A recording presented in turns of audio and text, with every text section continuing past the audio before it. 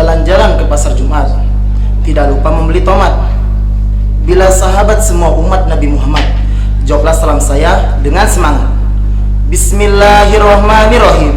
Assalamualaikum warahmatullahi wabarakatuh.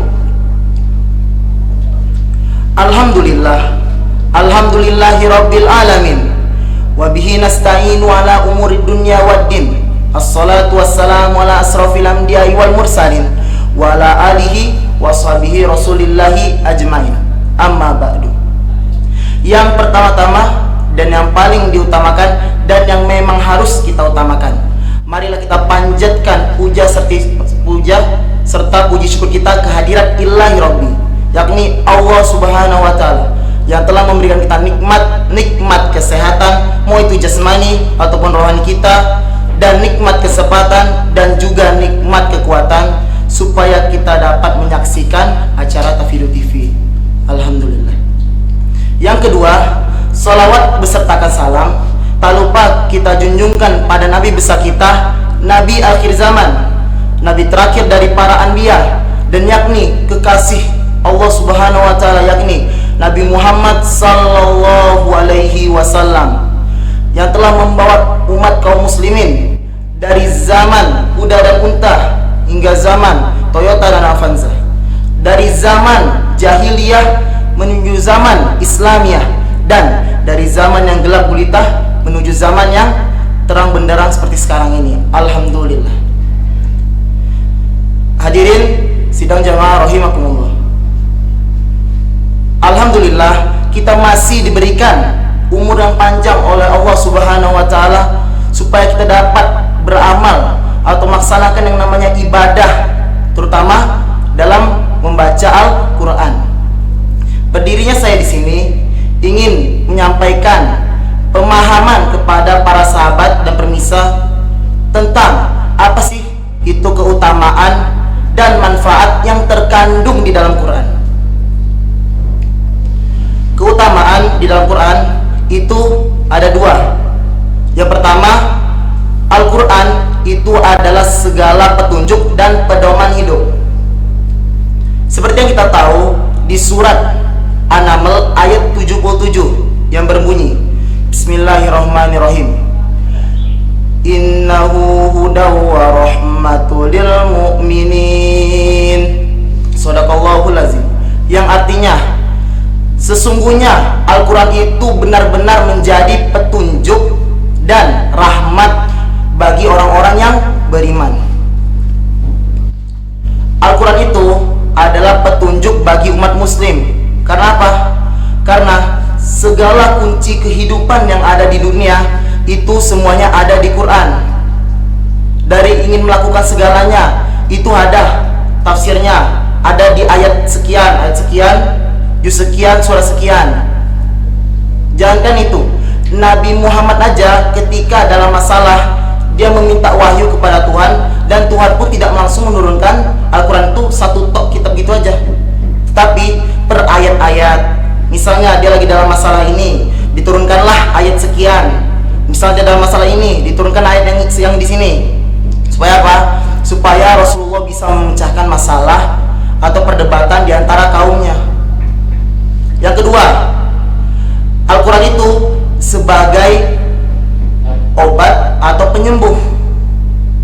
Di dalam Quran surat Al-Fusilat ayat 44 yang berbunyi, Bismillahirrahmanirrahim, Innahu hudalil ladzina amanu wa hudaw wa shifaa. Shadaqallahul azim. Yang artinya, katakanlah bahwa Al-Quran itu adalah pengobat atau penyembuh bagi orang-orang yang beriman.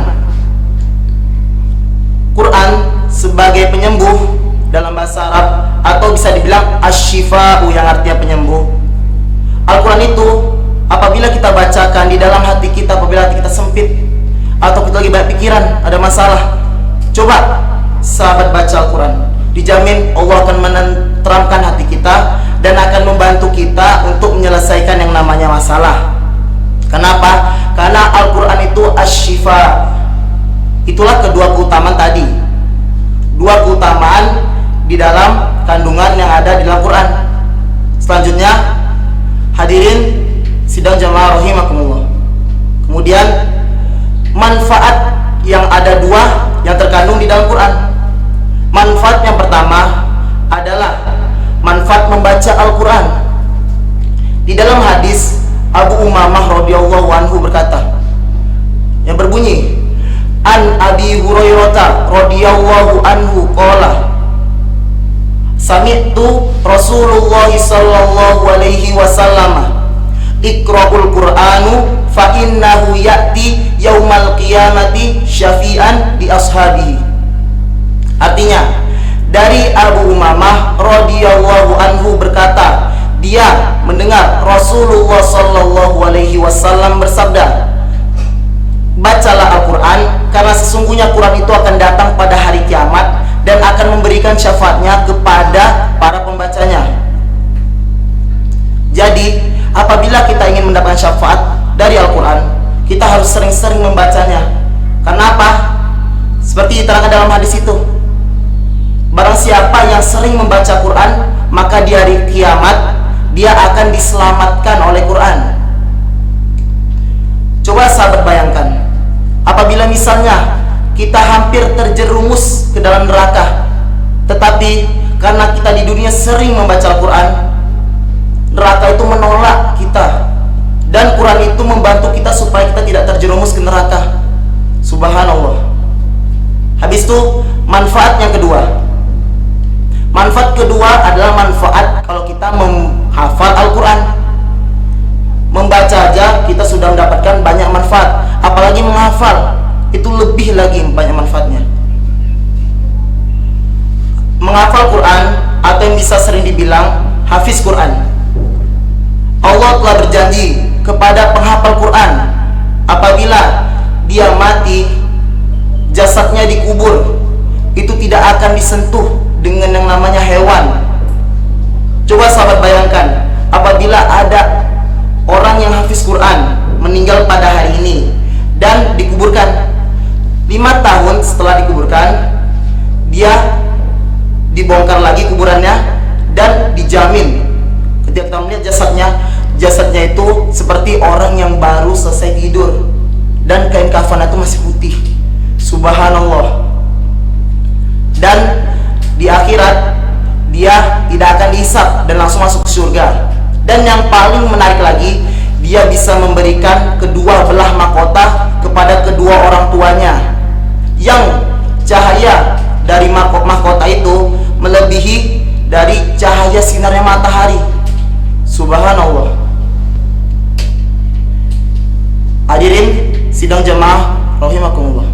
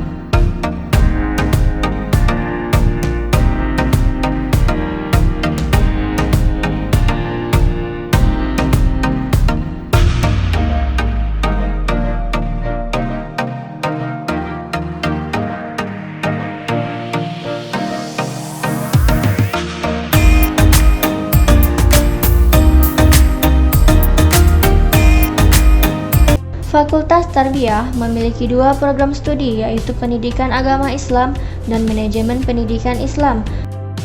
Fakultas Syariah memiliki 2 program studi, yaitu Hukum Ekonomi Islam atau Muamalah dan Hukum Keluarga Islam atau Ahwal Al-Sasiyah, serta Fakultas Ekonomi Islam yang memiliki program studi Ekonomi Syariah.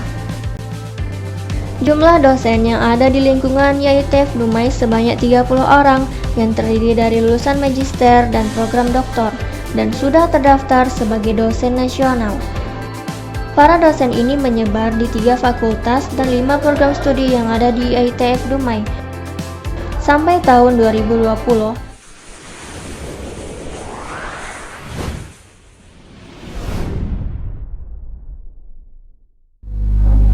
Dan oleh karena itu, marilah kita semua jadikanlah Al-Quran itu sebagai pedoman dan jadikanlah Al-Quran itu sebagai petunjuk di setiap langkah kaki kita, langkah hidup kita, dan jadikanlah Al-Quran itu sebagai penyelesai dari segala masalah yang kita alami di dunia. Dan jangan lupa juga, jadikanlah Al-Quran itu sebagai pengobat dari segala penyakit. Hadirin sidang jemaah rahimakumullah. Mungkin cukup sekian yang bisa saya sampaikan. Kurang dan lebihnya saya mohon maaf. Apabila ada tutur kata saya atau perilaku saya yang kurang berkenan di hati pemirsa semua, saya mohon maaf sebesar-besarnya. Dan apabila ada perkataan yang benar yang terlantun dari mulut saya, itu datangnya dari Allah Subhanahu wa taala semata. Bagi pemirsa semua yang ingin mendukung saya, tinggalkan like, komen, dan jangan lupa di-share untuk sama-sama kita berbagi kebaikan. Karena sebaik-baiknya orang itu adalah yang berbagi kebaikan bersama temannya. Saya akhiri, jalan-jalan pergi sana ke sini. Tidak lupa membeli sepatu. Mungkin cukup sekian pada siang hari yang cerah ini. Saya akhiri. Wassalamualaikum warahmatullahi wabarakatuh.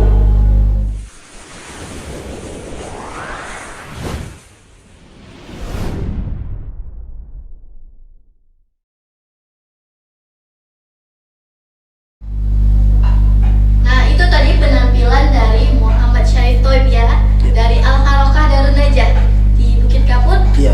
Nah, jangan lupa minta tolong sama masyarakat Bukit Kapur untuk like, comment, and share ya. Iya. Oke. Baik, selanjutnya kita akan mendengar komentator dari para dewan juri. Dewan juri yang terhormat, kami persilahkan.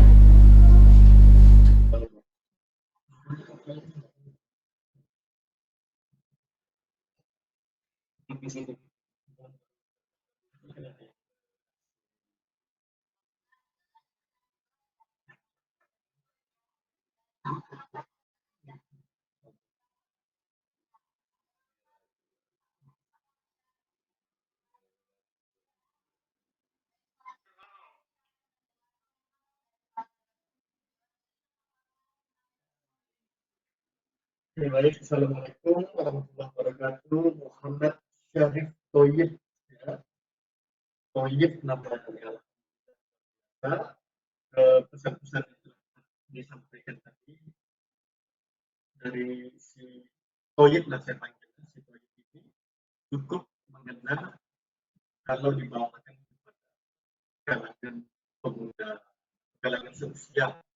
Tapi tadi ada yang saya catat, ada masih masuk bahasa yang kurang resmi dalam beberapa dengan mengatakan habis itu. Lebih bagus kalau seandainya kita menggunakan bahasa formal setelah itu selanjutnya dan habis itu lebih saling gaul lah. Itu ada masalah. Artinya sebagai catatan, nanti di lain waktu mungkin seandainya kuliah masuk ke babak selanjutnya bisa membuat teks yang lebih menarik dan lebih bersemangat lagi. Mungkin itu saja komentar saya dari proyek. Selanjutnya kepada Pak Dawami. Muhammad Syarif Thoib, Thoib. Jadi memang perlu persiapan yang lebih maksimal lagi ke depannya kalau tampil ke babak selanjutnya, ya, perhatikan penampilan, kemudian dipersiapkan secara maksimal, jadi dalam pola vokal, dalam penampilan, kemudian juga dalam penguasaan materi itu kita sudah siap, ya. Kemudian lagi dalam waktu juga nanti diperhatikan lagi ya, waktu yang disediakan oleh panitia, misalnya berapa menit, mereka pembukaan menit, isinya berapa menit, penutupan juga berapa menit. Kalau mau pakai pantun, pakai pantun dipersiapkan secara maksimal sesuai dengan biar baiknya tapi secara pulang sudah mungkin lah oke dan ini tingkat kita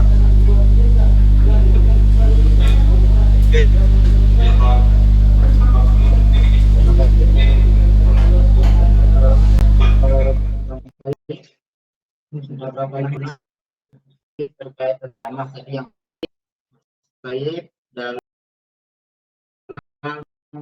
mengambil dalil itu terkait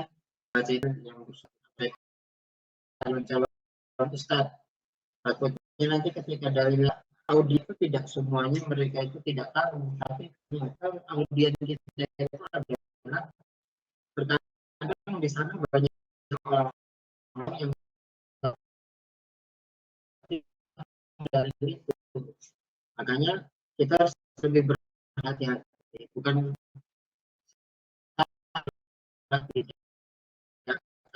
karena harus jadi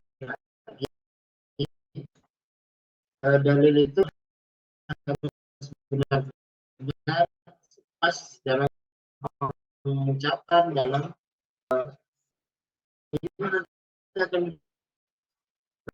tadi mengangkat satu hadiah namanya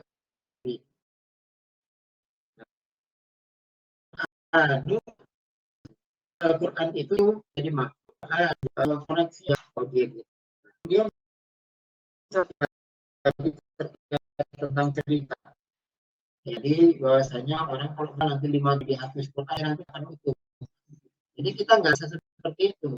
Artinya kita mengambil cerita yang sudah terjadi di masyarakat yang terkait tentang ayat itu atau dalil itu gitu, baik itu hadis maupun Al-Quran. Jadi di sana dulu ada orang yang sudah meninggal, kemudian kasus seperti ini dibuat, ternyata utuh, ternyata dia seorang hafiz. Ini cerita itu bisa digunakan sebagai untuk memperkaya asal, karena ada bisa lebih memahamkan kepada audiens kita yang mendengarkan. Sudah bagus, baik, mudah-mudahan bisa lebih baik lagi. Oke, terus lagi belajar dan memperbaiki diri, mudah-mudahan